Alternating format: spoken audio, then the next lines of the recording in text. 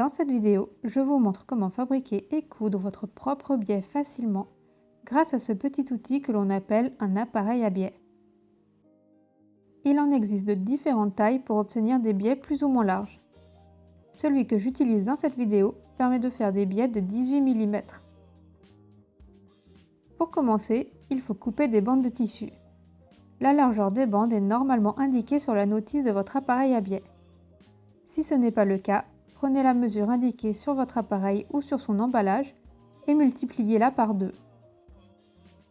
Si l'on souhaite poser son biais sur des lignes droites exclusivement, on peut couper des bandes de tissu directement dans le droit fil ou dans la trame.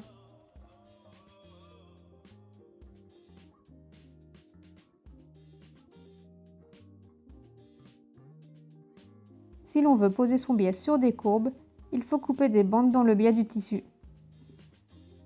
Je m'aide d'un rapporteur pour tracer des bandes à 45 degrés par rapport au bord du tissu.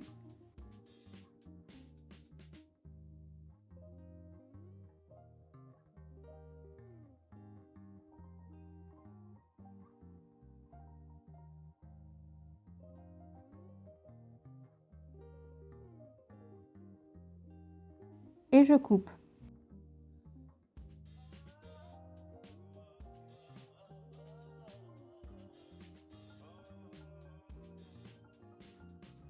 On peut assembler plusieurs bandes entre elles.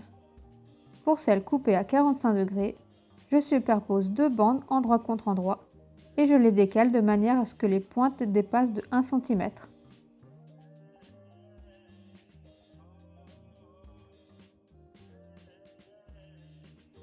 J'assemble ensuite à 1 cm du bord.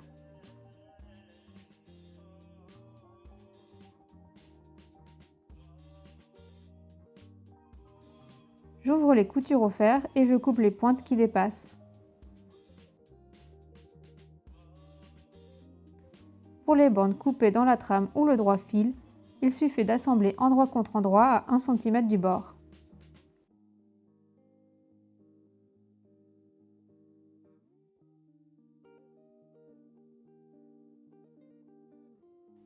Pour former mon biais, j'insère la bande de tissu dans l'appareil à biais et je m'aide d'un outil pointu pour la faire ressortir de l'autre côté.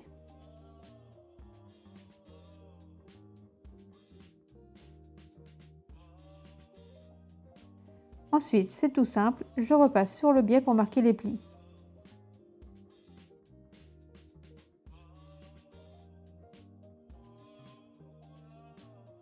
Pour finir, on peut plier le biais en deux.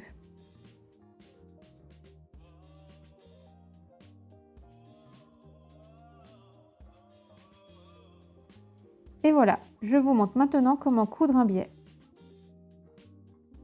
La technique la plus rapide est de venir tout simplement pincer le bord du tissu avec le biais et faire une piqûre à 1 ou 2 mm.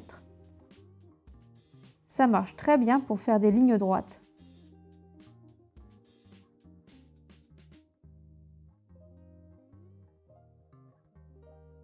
En revanche, dès que l'on a des courbes ou beaucoup d'épaisseur, on peut ne pas réussir à piquer le biais en dessous. Ce que l'on peut faire alors, c'est épingler le biais sur l'envers du tissu. Je le pose bien à plat sans tirer dessus. Puis je pique tout le long dans le pli du biais. Je rabats sur l'endroit.